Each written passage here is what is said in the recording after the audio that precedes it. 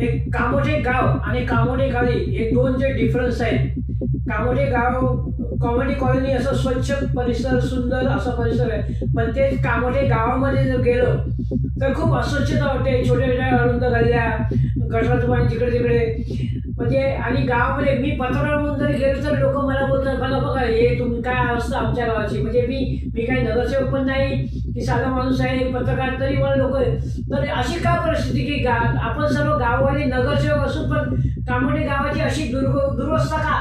सूचना. हा व्हिडिओ केवळ माहिती व जनजागृतीच्या उद्देशाने प्रसारित करण्यात येत आहे. 4K डिजिटल न्यूज चॅनल कोणत्याही राजकीय पक्षाचा किंवा उमेदवाराचा प्रचार अथवा समर्थन करत नाही. या मुलाखतीतील मते ही संबंधित उमेदवारांची वैयक्तिक मते आहेत. निवडणूक आचारसंहितेचे सर्व नियम पाळूनच हा व्हिडिओ प्रसारित करण्यात आला आहे. रणांगण सजले, बिगुल वाजले. पनवेल महानगरपालिकेच्या निवडणुकीचे वारे आता जोरात वाहू लागलेत. आपल्या प्रभागाचा विकास कोण करणार? तुमच्या प्रश्नांना वाचा कोण फोडणार? आणि तुमच्या विश्वासाला कोण जागणार? तुमच्या मनातले प्रश्न आणि उमेदवारांची उत्तरं पहा एक खास मुलाखत मालिका, लोकशाहीचा जागर. संपादक गौरव जहागीरदार यांच्यासोबत. आजचे आपले पाहुणे आहेत श्री रामदास गोवारी. नमस्कार, मी गौरव जागीरदार आणि आपण पाहत आहात 4K डिजिटल न्यूज. सगळ्यात पहिले मी सांगू शकतो ही मुलाखत आचारसंहितेच्या नियमानुसार घेत आहे. त्यामुळे कोणत्याही पक्षाचं नाव घेणार नाही किंवा पक्षाच्या चिन्हाबद्दल. महानगरपालिकेचे वारे वाहू लागले आणि जिकडे उमेदवारांची धुमधडक्यात आता मुलाखत चालू आहे. आज फॉर्म भरायचा पहिला दिवस आहे आणि आपण 4K डिजिटल न्यूज चॅनल वेगवेगळ्या इच्छुक उमेदवार आहेत त्यांची मुलाखत घेत आहे. अशातच आज आपल्याबरोबर एक प्रतिष्ठित कॅन्डिडेट प्रभाग कामोठे प्रभाग 12चे उमेदवार रामदास दादा गोवारी साहेब आपल्याबरोबर. साहेब काय सांगणार या निवडणुकीबद्दल? सर्वप्रथम मी 4K चॅनलला धन्यवाद देतो. त्यांनी माझ्यासारख्या छोट्याशा समाजकारणी माणसासोबत त्यांचं अमूल्य वेळ साधलेला आहे. बोलणं आहे इलेक्शन बद्दल. इलेक्शनचे वारे आता वाहू लागलेत, कारण बऱ्याच वर्षापासून हा रखडलेला कार्यक्रम चालू झालेला आहे. कारण इलेक्शन होणं गरजेचं होतं, कारण प्रशासन बसल्यानंतर काय कामं होतात काय होत नाही याच्याबद्दल बोलण्यापेक्षा स्वतः नगरसेवक असल्याने जे कामं होतात ते कामं सुरुवात करण्यासाठी जे काही इलेक्शनचे हे लागलेले आहेत, वारे वाजलेले, त्याबद्दल मी सरकारला पण धन्यवाद देतो की चांगला कार्यक्रम तुम्ही आता हाती घेतलेला आहे.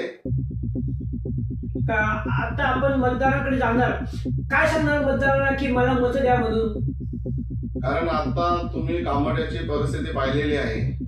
या परिस्थितीचा जर बदल करायचा असेल तर चेहरा नवा बदल हवा हा आम्ही आता उपक्रम राबवलेला आहे आणि आम्ही अशा पद्धतीने लोकांकडे जाणार आहोत. कारण जी काय दुहेरी का मालमत्तेचा जो काही कराबद्दल जे कार्यक्रम यशस्वी ठरलेला आहे, कारण ह्या कार्यक्रमामध्ये आहे ना कुठल्याही रहिवाशांनी बऱ्यापैकी त्यांना साथ दिलेली नाही. म्हणजे त्या लोकांनी कर भरलेला नाही, कारण दुहेरी कर हा सर्वसामान्य माणसांना न परवडणारा आहे.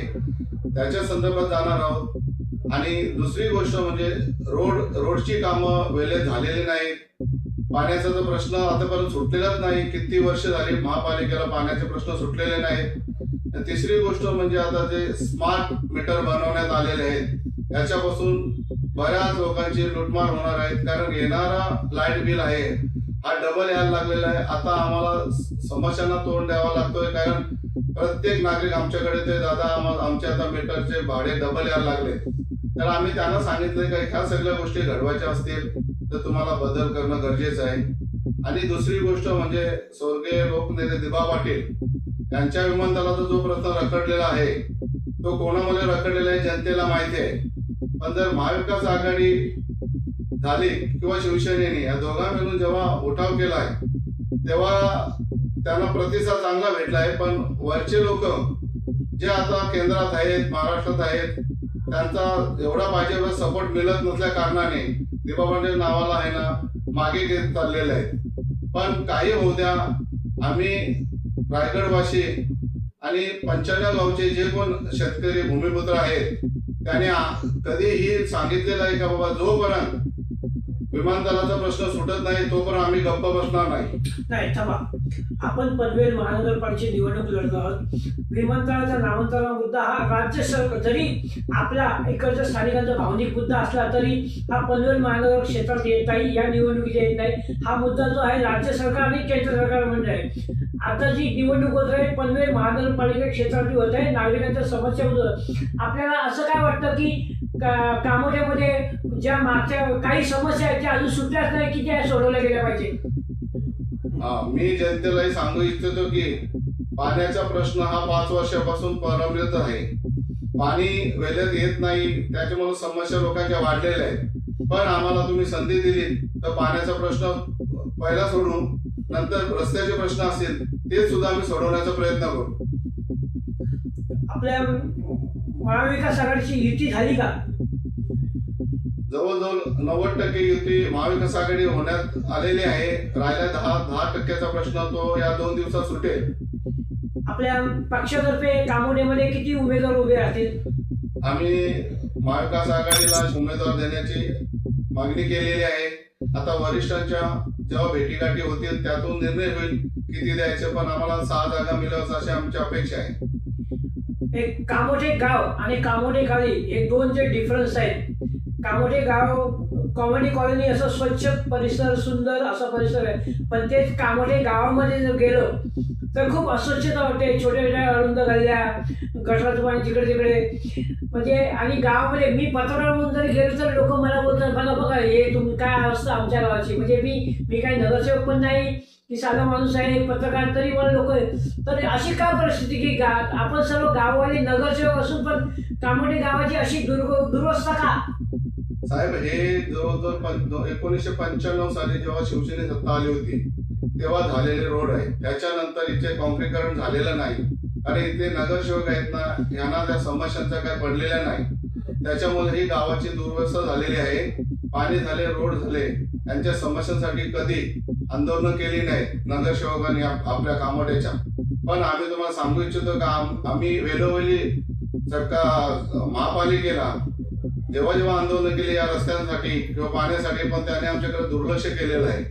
पण जनतेला हे सांगू शकतो का जर या तुमच्या पूर्ण सुविधा हव्या असतील तर या वेळेला तुम्ही आम्हाला शब्द देतो की ही तुमची कामं सोडल्याशिवाय आम्ही गप्प बसणार नाही.